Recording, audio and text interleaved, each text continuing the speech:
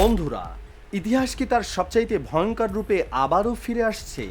যে দেশ ১৯৪৫ সালে পারমাণবিক বোমার বীভৎসতা নিজের চোখে দেখেছে, সেই জাপানি কি আজ পর্দার আড়ালে বিশ্বের সবচাইতে শক্তিশালী পরমাণু শক্তি হওয়ার প্রস্তুতি নিচ্ছে? আপনি হয়তো ভাবছেন, জাপান তো একটি শান্তিকামী দেশ, যাদের সংবিধানেই যুদ্ধের বিরুদ্ধে কথা বলা আছে। কিন্তু আজ আমি আপনাদের সামনে এমন কিছু তথ্য উন্মোচন করব যা আপনার চিন্তাধারাকে সম্পূর্ণ বদলে দেবে। কেন চীন দাবি করেছে যে জাপানের কাছে এমন এক গোপন ভাণ্ডার রয়েছে যা দিয়ে তারা চাইলেই বিশ্বের দ্বিতীয় বৃহত্তম পারমাণবিক শক্তিতে পরিণত হতে পারে? কেন রাশিয়া এবং চীন মিলে জাপানের উপর কড়া নজরদারি শুরু করেছে? আর সবচাইতে বড় প্রশ্ন, জাপান কি সত্যিই মাত্র কয়েক সপ্তাহের মধ্যে ৫,৫০০ পরমাণু বোমা তৈরি করে বিশ্বকে অবাক করে দিতে পারে? আজকের এই বিশেষ ইনভেস্টিগেটিভ ভিডিওতে আমরা জাপানের সেই রহস্যময় ভার্চুয়াল নিউক্লিয়ার স্টেট হওয়ার গোপন কাহিনী জানব। স্কিপ না করে শেষ পর্যন্ত দেখুন, কারণ প্রতিটি সেকেন্ডে লুকিয়ে আছে এক নতুন রহস্য।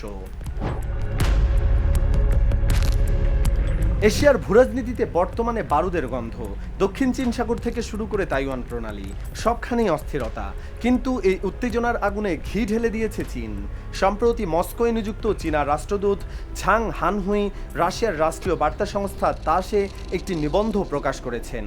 সেখানে তিনি যা বলেছেন তা শুনে খোদ পেন্টাগনের গোয়েন্দাদেরও কপালে চিন্তার ভাঁজ পড়েছে। রাষ্ট্রদূত ঝাং সরাসরি অভিযোগ করেছেন যে টোকিও বর্তমানে এমন এক সুবিশাল প্লুটোনিয়াম ভাণ্ডার গড়ে তুলেছেন যা দিয়ে তারা যে কোনো মুহূর্তে বিশ্বের রাজনৈতিক সমীকরণ তছনছ করে দিতে পারে। চীনের দাবি অনুযায়ী জাপানের কাছে বর্তমানে প্রায় ৪.৪ টন প্রক্রিয়াজাত করা বা সেপারেটেড প্লুটোনিয়াম রয়েছে। এখন প্রশ্ন হলো, ৪৪.৪ টন প্লুটোনিয়াম দিয়ে কি হয়? বিজ্ঞানীদের মতে একটি শক্তিশালী পরমাণু বোমা তৈরির জন্য মাত্র ৮ কেজি প্লুটোনিয়ামই যথেষ্ট। সেই হিসাবে জাপানের কাছে যা আছে তা দিয়ে তাত্ত্বিকভাবে প্রায় ৫,৫০০টি পরমাণু ওয়ারহেড তৈরি করা সম্ভব। ভাবুন একবার, যেখানে পাকিস্তান বা ভারতের মতো দেশের হাতেও মাত্র কয়েকশো পরমাণু অস্ত্র আছে, সেখানে জাপান এক লাফে রাশিয়া বা আমেরিকার সমতুল্য হওয়ার ক্ষমতা রাখে। আর আজকের ভিডিওর মূল আলোচনা মূলত জাপানের এই পারমাণবিক অস্ত্র নিয়েই। জাপান কোনো পারমাণবিক পরীক্ষা চালায় না, তাহলে এত প্লুটোনিয়াম তারা পেল কোথায়? এর উত্তর লুকিয়ে আছে জাপানের অত্যন্ত উন্নত সিভিল নিউক্লিয়ার পাওয়ার প্রোগ্রামের মধ্যে। জাপানের রোগক্রাশ্য রিপ্রেসিং প্ল্যান্ট হলো এই রহস্যের কেন্দ্রবিন্দু।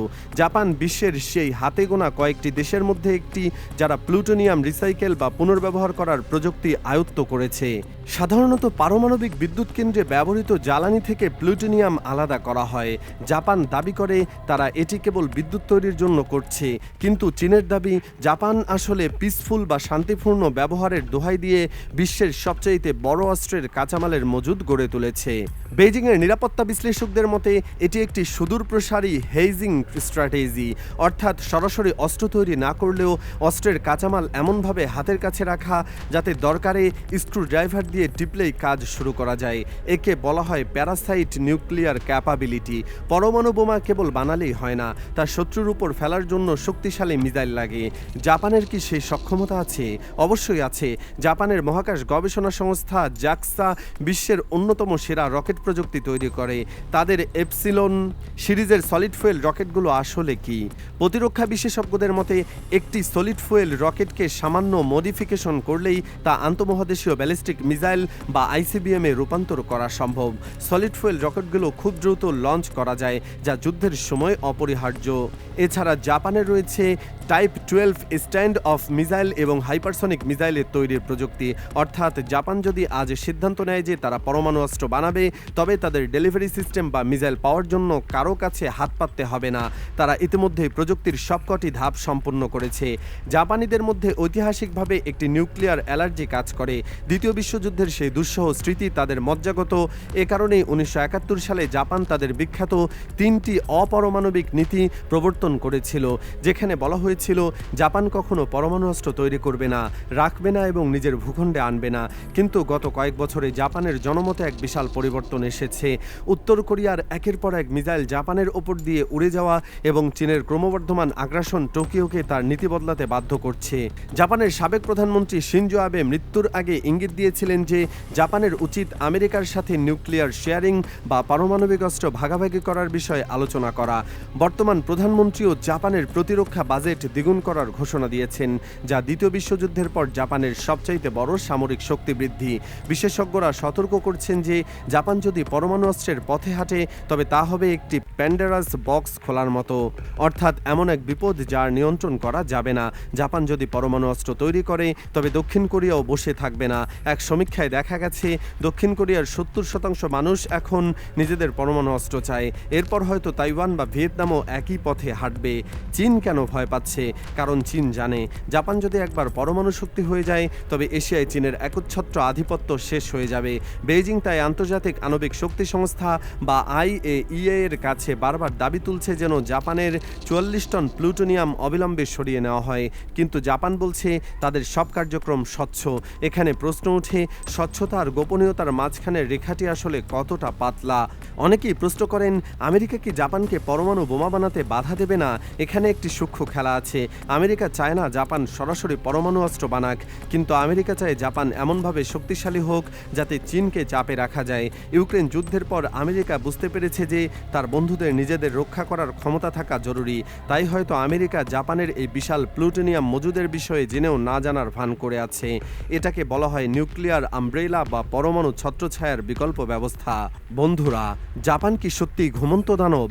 তারা কি আজীবন শান্তিকামী থাকবে, নাকি এশিয়ার পরিবর্তিত পরিস্থিতি তাদের বাধ্য করবে হিরোশিমার শপথ ভাঙতে?